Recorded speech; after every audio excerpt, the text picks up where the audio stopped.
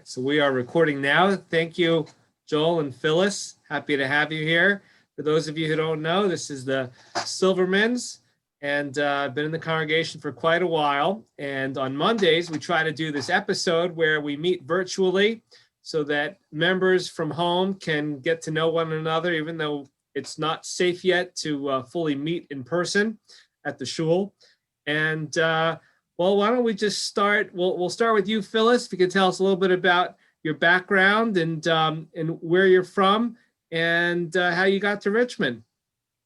I lived much of my life in, well, actually now in Richmond, but I was born in Louisiana and left there, went to New York for a couple of years, went to Germany for a couple of years. Wow.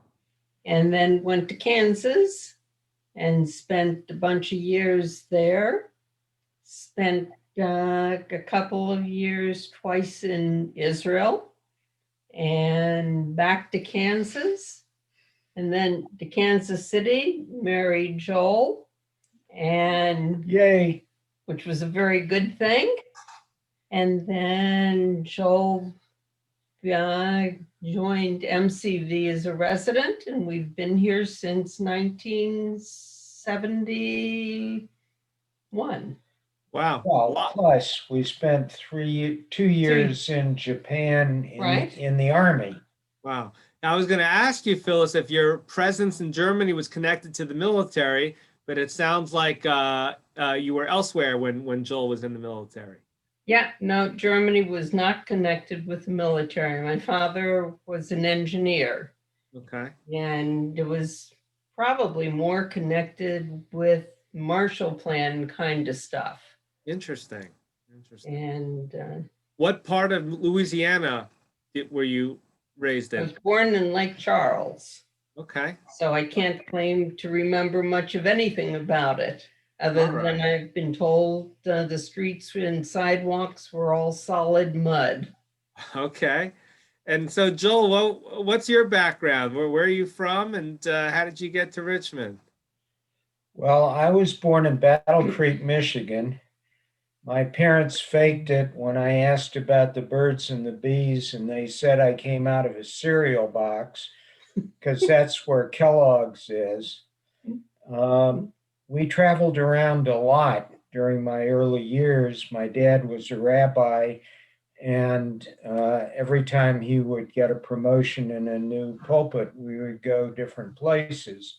Mm-hmm. So we were in Battle Creek, we were in Gastonia, North Carolina, we were in Nashville, Tennessee, we were in Kansas City. Oh, wow. And that's you met in Kansas City? That's the two? Yep. Okay. Very good. So what was it like to live in Japan? That sounds fascinating. I know you were serving the military, so you felt like you were in a small part of America within Japan, but I'm sure you also got to know the culture a little bit as well. Actually, it didn't feel like the military. We lived on the Japanese economy. Okay. And it felt more like MASH when we were there.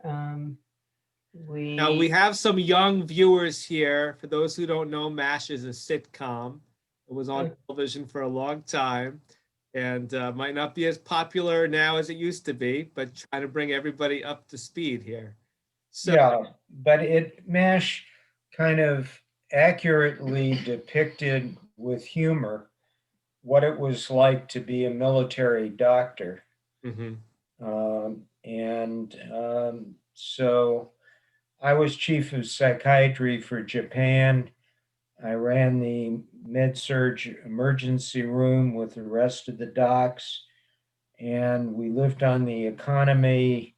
We had our firstborn child with us. He was an infant. We lived in a house that had no central heating in a climate kind of like Washington, D.C. Mm-hmm. You had children born there in Japan? Nope. We brought Josh with us when he was very young. Like 3 weeks old. And one of the good parts about it, beside getting to take care of patients, which is always good for me, was we got to travel around and see most of the Far East um, on Uncle Sam's nickel. Yeah, it's pretty good. And you developed a lifelong love of travel. I know that. And so tell us about how that has been being, I would say, for those who don't know, world-class travelers within our synagogue. And how did that kind of interest or hobby, how did that develop? And what are some of your favorite places? I grew up traveling because my father traveled all over with the world with his business. Mhm. And as a refinery engineer, anytime he needed to be someplace on a project that lasted more than 6 months, we moved there. And by the time I met Joel, we had traveled as a family to all 48 of the contiguous US states, Mhm. not living, but just traveling. You know how many So countries you both have been to? Do you have any idea the number at the moment? I would say I've never counted our travel books. We do not go on tours. Mhm. We just travel probably 45, 50 countries.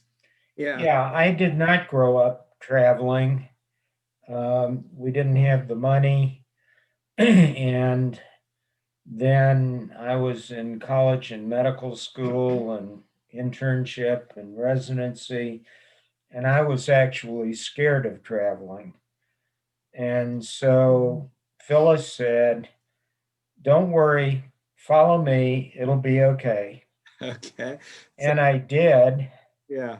but she took me to some weird places and some scary places, scary for me. Mhm. One of the scariest times was when we were in Israel.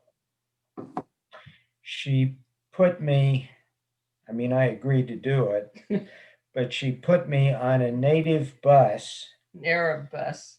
with Arabs and animals. And where did we go? Hebron? Yeah, probably. Yeah, we've been to Hebron. This um, wasn't the most peaceful of times. Right. Now, actually, Phyllis, why don't we kind of uncover that, discover that a little bit? Tell us about your experiences in Israel and why you went there when you were younger and what you did there, what you accomplished, and what you took away from that experience in Israel. It was wonderful. Matter of fact, I'm reading a book right now about the different developmental times in Israel that had to do with the politics of it. The Mhm. first time that I'd lived there was with my family in 1960 and 61. We were there for Israel's bar mitzvah, which was a very different time in Israel than for people who have gone there more recently. Um, it was amazing. Um, it was during the pioneer time. It was when the first Zionists were very busy building the country. The Hula Valley had just recently been drained. Um, I went to school there. I was, what was I, 12, 13 years old. Went to an Israeli school. My friends were all Israeli. Wow, that's amazing. Um, Got to know the culture. That's really incredible. the culture was wonderful. I much preferred Israel in those days than now. Mhm. Did you get to know Moshe Dayan? He lived across the street from one of my relatives. It's amazing. It's so So did about Rabin. these heroes. Yeah, that is amazing. And you got to know him as a real person, which is incredible. That is incredible. So, Uh, Joel, you've become in your career now one of the leading psychiatrists in the Commonwealth. Let me ask you about your Judaism. Has your Judaism, whether you were in Japan or whether you were in the States or wherever you might have been, has that ever been an issue in terms of your professional, I would say, ascendancy? No, it never was a problem. Everyone has always identified me as Jewish. Some of it may be my last name, some of it may be my face. One of my favorite stories is during the period in history where there was airline hijacking. When the family would travel on an airline, because my Orthodox wife kind of looked like a Shih Tzu with her blue eyes and blonde hair, the family would jokingly suggest that I should sit somewhere else, that it would be safer. But I was clear. When I wanted to be chairman of the department, Phyllis didn't want me to do it for a lot of good reasons. And we negotiated back and forth for a long time. And she finally agreed, but I had to agree to two conditions. One condition was I would take every vacation day that I had and that I would take it in the year that it accrued so I wouldn't cheat and say, well, I'm too busy this year, but I'll do it next year. Uh-huh. And going to meetings didn't count. And the second condition was, regardless of what was happening at the university and who wanted me to show up in an event, it was her requirement that I would be home for Friday night Shabbos dinner Mhm. with the family. And both of those requirements were very good boundaries that helped me sustain my career because I'm very lucky. I'm still working full time as an old man, and um, and I think part of the reason I've made it so long is she's the one who insisted I give up cigars and pipes and take time to do things that weren't professional. That sounds it sounds good. So what have you seen at MCV, at this very significant employer and center of health, in terms of the development over the last decades that you've been there? What kind of development do you see as being most significant for us locally as Richmonders? Well, I think that Richmond may not understand what a jewel it has. We train young doctors to be physicians, and of course, train all, psychologists, social workers, nurses, and provide excellent care that's provided by doctors who teach, which requires staying current, and who do the research. I'm very biased in the fact that over the last 35 years, we've built a very strong department of psychiatry with one of the top 2 to 3 best researchers in psychiatry in the world. And this guy, Dr. Ken Kendler, who also is a Torah scholar, is ranked, I think, as in the top 65 of all researchers across all areas in the world. Wow. And again, the focus is understanding how the biology we bring to mental illness, Mm-hmm. the genetics, just like with other illnesses, how that and the environmental pressures that people feel, how those two things interact to create symptoms. And the more we understand about that, the better we're going to be positioned to develop new treatments so that we can diagnose people early and get people well. Um, and And I'm sure those findings really affect communities across the country and around the world, as you've said. Now, let me ask you, Phyllis, what have you seen in Richmond? You're not from Virginia originally. What have you seen here, having been here now for some time, in terms of the city as it has developed now versus when you came here? And what do you think of the changes that you've seen? And what are the changes that you think are most significant? The city has grown. When we first came here, McDonald's was probably the best restaurant in town. It has grown from a little city into a big city, but at the same time, it has remained a very friendly place.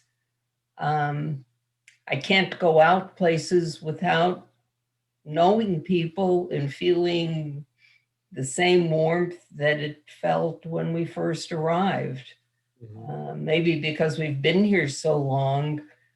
I always run into people at Costco to stop and talk with. If I'm feeling sad and lonely, that disappears as soon as I go into a store. Very good. Very good. So it's a Well, wonderful place to live. We thought when we came here originally in '71, we thought we were going to be here for 2 years when we left to go to Japan, Wow. and we came back. Yeah. Well, I'll add something to that. When we came in the early 70s, I was afraid of Richmond because it had this terrible history of racial lack of tolerance, Mhm. and that still existed in the early 70s. Mhm. When people would talk about the war, some people, it wasn't Vietnam, they were still talking about the damn Civil War. Right. I was Uh, going to ask you, as this, having to kind of embrace this different culture here in the South, what that was like for you, Joel, and needing to kind of see things from the perspective of your patients and from your colleagues, and how much of an adjustment that must have been compared to today. well, it turned out not to be that great an adjustment, but I think that Richmond has grown up a lot and has become much more international. And if you look at the medical center, there are people from all over the world. And I believe that Virginia and Richmond has become much more racially tolerant. That isn't to say that the Ku Klux Klan doesn't exist or that anti-Semitism doesn't exist, because especially in the last 4 years, I've been much more anxious about whether the Jewish community was going to be attacked Mhm. and whether our children and our people, as well as people from other communities, were going to be safe. Mhm. But on the whole, looking at the whole trajectory, I think that Virginia has become a more tolerant um, place that has accepted diversity. Mhm. And I think that that's a very important thing for Virginia, and it's a very important thing for the Jewish community, not only to have other people accept us, Mhm. but for us to um, be accepting of other people. And sometimes, for some people, Mhm. for example, accepting gays and lesbians may be um, difficult. Yeah, and I guess I would ask you, Phyllis, turning to you and talking about the shul and the Jewish community, and ask you kind of, Phyllis, what are some of your fonder memories thinking of Beth Israel? And for some people who are new to our community who are going to be watching this, how would you describe the dynamic at the shul as you found it kind of over the years? Um, That's a tough question. yeah, this KBI has made some changes. Mhm. It has gone, originally it was a place that was not for us. And then we joined it. And it is, in recent times, it has made some changes again. Mhm. And it kind of has gone back and forth.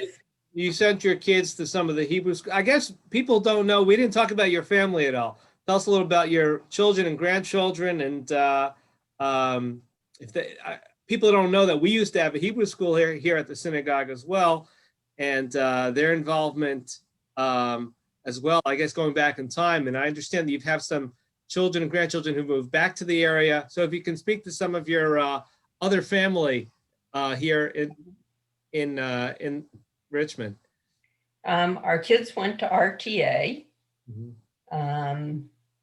many years ago because they're well grown. And two of our kids live here in town with their family, and they're wonderful to have here. One lives in Philadelphia. One family that lives here in town, the husband and wife are both attorneys, and they have one daughter who, matter of fact, today turned 15. Oh, wow. And another one has two younger children, that boy and a girl, who are 7 and 9. And they are both physicians down at MCV. And another one in Philly that has a 6 and 8-year-old. So did they go to RTA or to the Hebrew school here at the synagogue, or None went to the Hebrew school. They went to RTA. okay? And I have to admit, I'm partial to Josh because Josh and I traveled to Israel together, which is a unique bonding experience. Oh, both he and his wife are very partial to you. Yes. They had wonderful experiences going to Israel. Yeah, so we started that here at the shul not too long ago. It's been a good experience. So, Joel, one other question for you. In terms of your military career, a lot of people today don't have as many family members or connections to the military as much as they used to. And I was wondering how your military experience impacted you professionally, Jewishly, if at all, or anything along those lines in terms of your military background. Well, professionally, I was fresh out of training, and we were in an era where we didn't have Zoom or internet. And I was responsible for a large staff and a lot of people who were struggling being far away from home, a lot of problems with alcohol and other issues. Um, the soldiers were grateful for good care, and I have always loved taking care of people and helping them with their problems. Jewishly, um, Japan was very interesting, and it's hard to know how to separate hard history from stories, but the stories were that, of course, the Japanese in World War II were on the side of the Nazis. And there was an interesting story that Hitler had asked Hirohito to kill his Jews. Mm. And there was a big Jewish community in Japan because going back in history, the spice silk trade brought Jews from the Middle East to the Orient, to the Asian countries, and many of them settled there. They intermarried, they had families. And so there was a big Jewish community, and Jews had also migrated from Russia to Japan. More to China, too. And the story was that Hitler wanted the Japanese to kill their Jews because he wanted everybody to kill Jews. Mhm. And the story was that the emperor said, "No way, these are our people." Mhm. And he's reportedly sent the Jews to the mountains, not in concentration camps, but to get out of the public eye and not to be visible to the Nazis. There was It's really also- fascinating to hear that history. We are recording this on Pearl Harbor on December 7th. Yeah, absolutely. To be The learning this history. rabbi, what was his name? Took care. The He's in Miami, as far as I've I heard know, the he's name. still there. Yeah, I've heard the name. Rabbi took care was the community rabbi We used to get him his kosher meat. Oh, through wow. the army. Okay. And again, the whole quest keeping kosher in Japan Uh-huh. was a very different experience, and there's some really good stories about that. Yeah. But the rabbi reportedly was friends with the crown prince, who later became the emperor. And there was again a story. Mhm. I can't tell you whether there's any truth to it or not, but there was a story that the imperial mirror, which one was not, if you weren't the emperor, you, under the pain of death, you weren't allowed to look at the imperial mirror. But the rabbi told the story that the crown prince had told him that there was Hebrew on the imperial mirror. Wow. In Japan, Phyllis had a kosher card that we had designed before we went. Well, that's fascinating. So it said both in English and in the local language, I am Jewish. I can only eat certain things.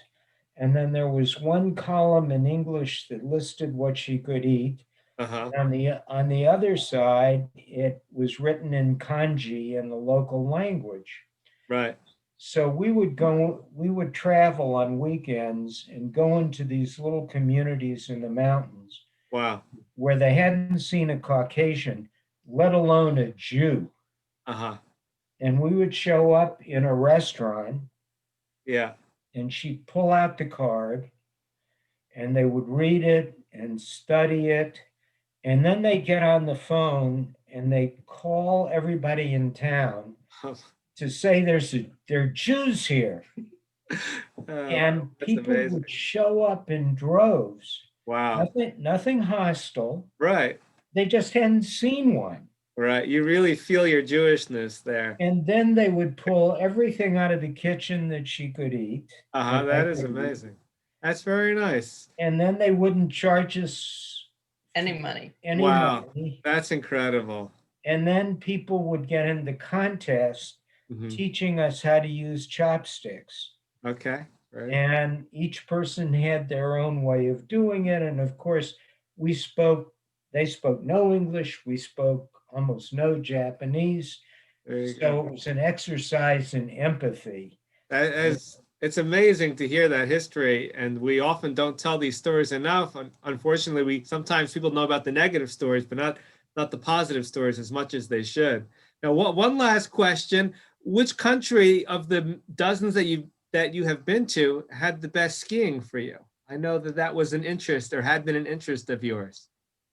Best skiing. The best what? Skiing. Oh, what has the best skiing? Canada. Okay, there you go. Whistler. But of the countries other than America, which is our favorite, Mm-hmm. Oh, for travel? yeah, Africa. Okay. yeah. I mean, we You went to the safaris. I know that, right? well, Our own safari. We didn't go with groups. Okay, right. We went across the entire breadth of sub-Saharan Africa Wow.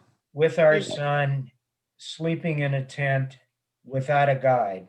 Oh my gosh. I think we'll have to do another session just on that. But I want to thank you both for your time. Thank you, Rabbi. A happy Hanukkah. Happy Hanukkah. That's the recording. Thank you. Happy Hanukkah to the congregation. Thank you.